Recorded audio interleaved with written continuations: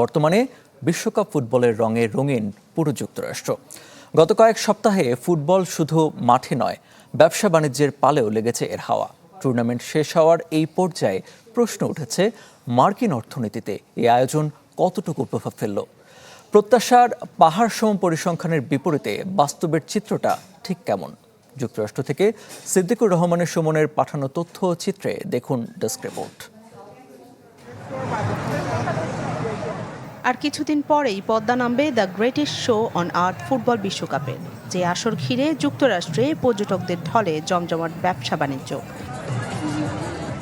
New York থেকে new jersey, সবখানেই গেল বছরগুলোর চেয়ে কয়েক গুণ বেশি লাভের মুখ দেখেছেন ব্যবসায়ীরা। এখানে টাইম স্কয়ারের সমস্ত অনেক লোকই বিভিন্ন সেলিব্রেট করছে, বিভিন্ন সময় বিভিন্ন দলের লোক, বিভিন্ন সাপোর্টাররা।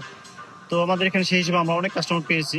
Lots of people very excited all over the world, and they can show off their Disney style and represent Disney with our World Cup collection. So FIFA ও স্থানীয় আয়োজকদের প্রাথমিক ধারণা, বিশ্বের জিডিপিতে এই টুর্নামেন্ট যোগ করবে বাড়তি প্রায় $40 billion.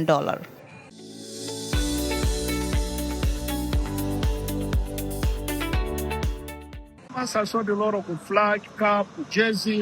That's what I saw the mostly last month. এবছর ওয়ার্ল্ড কাপের কারণে প্রচুর পরিমাণ দর্শনার্থী আমাদের এখানে আসছে এবং প্রতিদিনই প্রচুর পরিমাণ দর্শনার্থী আমাদের পর্যটক আসতেছে, তারা কিনতেছে। সেই কারণে আমাদের ব্যবসা অনেক ভালো। বিশ্বকাপকে কেন্দ্র করে প্রতিটি আয়োজক শহর $16 থেকে $62 কোটি অর্থনৈতিক সুফল পাওয়ার স্বপ্ন দেখেছিল। একই সাথে প্রত্যক্ষ ও পরোক্ষ মিলিয়ে কর্মসংস্থান তৈরির লক্ষ্যমাত্রা ছিল 1,85,000। তবে যুক্তরাষ্ট্রের ভিসা নীতির কারণে এবারের আসরে আসতে পারেননি অনেক দেশের সমর্থকরা।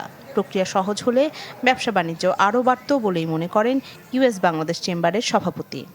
ক্ষুদ্র মাঝারি ব্যবসায়ীরা এই বিশ্বকাপ থেকে অনেক অর্থনৈতিক কার্যক্রম করতে পেরেছে। ভিসা ইস্যুটা যদি আরো স্মুথ হইতো যুক্তরাষ্ট্রেতে, তাহলে হয়তো বা আরো সংখ্যা বাড়তো, আরো ইকোনমি অ্যাক্টিভিটিস গুলো বাড়তো।